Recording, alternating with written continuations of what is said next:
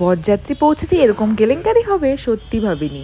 হাসবো কি কাঁদবো বুঝতেই পারছিলাম না। এই দেখো প্রথম থেকে শুরু করি, এখানে টুইঙ্কেল বুড়ি রেডি, এখানে সবাই রেডি, শুধু আমার রেডি হতেই একটু লেট হয়ে গেল কারণ সবাইকে তৈরি করেছি।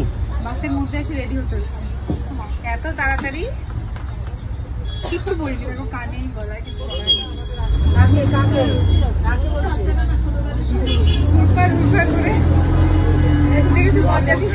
রেডি হয় কেউ।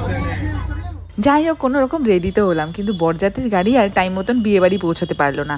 যেখানে 2 ঘন্টার রাস্তা সেখানে বরযাত্রীর গাড়ি গিয়ে পৌঁছলো 4 ঘন্টা পরে। কলকাতার জ্যামের জন্য এতটা লেট হলো আমাদের। যেহেতু সন্ধ্যা লগ্নে বিয়ে ছিল, বরের গাড়িটা আগেই বেরিয়ে গেছিলো।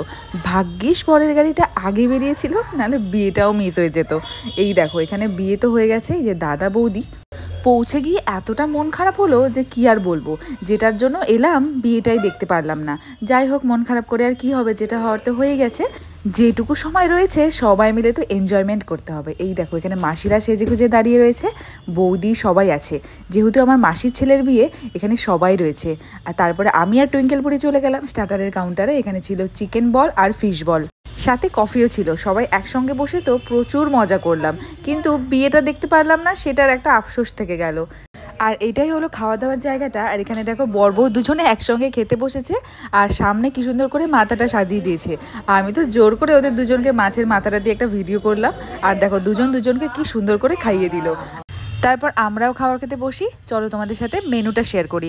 প্রথমে পড়লো কড়াইশুঁটির কচুরি, তার সঙ্গে ছোলার ডাল, যেটা খেতে কিন্তু দারুণ ছিল। তারপরে পড়লো স্যালাড আর ফিশ ফ্রাইটাও দারুণ ছিল। তারপরে ছিল ইয়াকনি পোলাও বলে একটা কিছু ছিল, যেটা আমি ফার্স্ট টাইম ট্রাই করলাম। তার সঙ্গে ছিল মটন কষা, এটাও কিন্তু দারুণ ছিল। গরম গরম মটন কষা, দারুণ। প্রথমবার এই পোলাওটা ট্রাই করলাম, কিন্তু ভালো ছিল, জমিয়ে খেলাম। তারপরে শেষ পাতে পড়লো চাটনি, তার সঙ্গে হার্ট শেপে 2টো পাঁপড়। তারপর শেষ পাতে পড়লো রসগোল্লা, যেটা আমার বরাবরই খুব পছন্দের এখানকার রসগোল্লা। তারপর পড়লো সন্দেশ, যেটা আমি খাইনি, শুধু ভিডিও করার জন্য নিয়েছিলাম। প্রচুর খেয়ে ফেলেছি, এখন তো মনে হয় উঠতেই পারবো না। শেষে পড়লো একটা করে পান, আর তার সঙ্গে ছিল আইসক্রিম, যেটা কিন্তু খেতে দারুণ ছিল। যেহেতু বাঙাল বাড়ির বিয়ে, বাসি বিয়ে তো রয়েছেই।